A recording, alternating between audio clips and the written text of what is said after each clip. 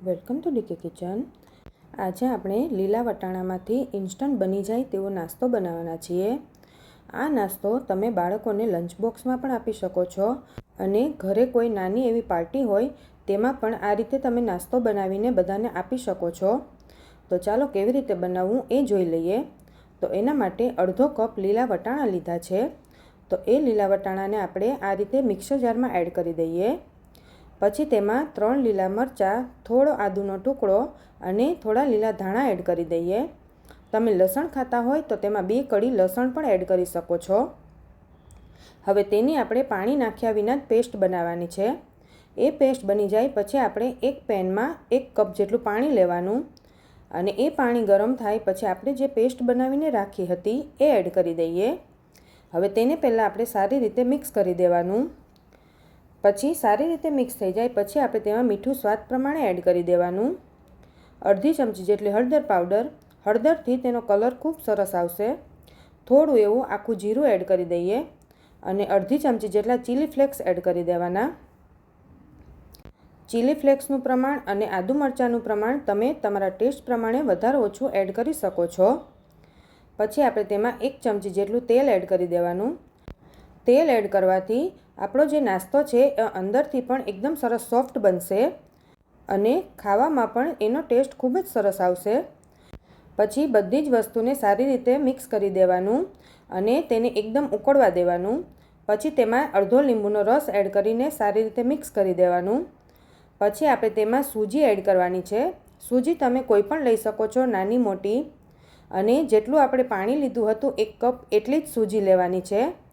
એટલે કે 1 કપ સૂજી અને 1 કપ પાણી બંનેનું પ્રમાણ સરખું રાખવાનું છે। હવે બધું જ સારી રીતે મિક્સ કરી દઈએ અને ગેસની ફ્લેમને સ્લો જ રાખવાની છે અને સ્લો ફ્લેમ પર સારી રીતે મિક્સ કરી દેવાથી બધું જ એકદમ સરસ ડો ફોર્મમાં આવી જશે। આ રીતે આપણે મિક્સ કરતું જવાનું છે અને 2 મિનિટ માટે આ રીતે ચડવા દેવાનું છે। 2 થી 3 મિનિટ થાય એટલે આપણે તેને ગેસ પરથી નીચે ઉતારી દેવાનું અને થોડું ઠંડુ થવા દેવાનું। ઠંડુ થાય પછી આપણે તેમાં 2 બાફેલા બટેકા લીધા છે, તેને આપણે છીણીથી આ રીતે છીણીને જ એડ કરવાના। તમે મેશ કરીને એડ કરશો તો કોઈ પણ બટેકાનું લમ્સ રહી જશે। આ રીતે છીણીથી જ એડ કરી દઈએ।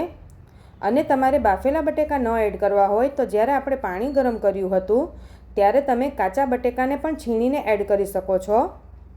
હવે બટેકા છીણાઈ ગયા છે તો આપણે તેને સારી રીતે મિક્સ કરી દેવાનું। તમે જોઈ શકો છો કે એકદમ પરફેક્ટ માપ લેવાથી આપણું ડો પણ એકદમ પરફેક્ટ જ બનશે। હવે બધું જ સારી રીતે મિક્સ થઈ ગયું છે અને તેના આપણે નાના નાના ગોળ બોલ્સ બનાવી લઈએ। આ રીતે બધા જ બોલ્સને તૈયાર કરી લેવાના। પછી આપણે તેલને એકદમ ગરમ થવા દેવાનું અને મીડિયમ ટુ સ્લો ફ્લેમ પર તેને તળી લઈએ। મીડિયમ ફ્લેમ પર તળશો એટલે ઉપરથી એકદમ સરસ ક્રિસ્પી બનશે અને અંદરથી એકદમ સરસ સોફ્ટ બનશે। અને હાઈ ફ્લેમ પર તળીશું તો ઉપરથી બધા બળી જશે અને અંદરથી કાચા રહી જશે। આ રીતે આપણે તેને તળી લઈએ। થોડા ગોલ્ડન બ્રાઉન થાય ત્યાં સુધી તળી લેવાના છે। આ નાસ્તો ખૂબ જ સરસ લાગે છે, એકદમ ટેસ્ટી પણ લાગે છે। આ રીતે ગોલ્ડન બ્રાઉન રંગના થઈ ગયા છે તો આપણે તેને હવે કાઢી લઈએ અને બીજા બોલ્સ પણ આ જ રીતે તળી લેવાના। આ રીતે તમે બાળકોને લંચ બોક્સમાં પણ આપી શકો છો।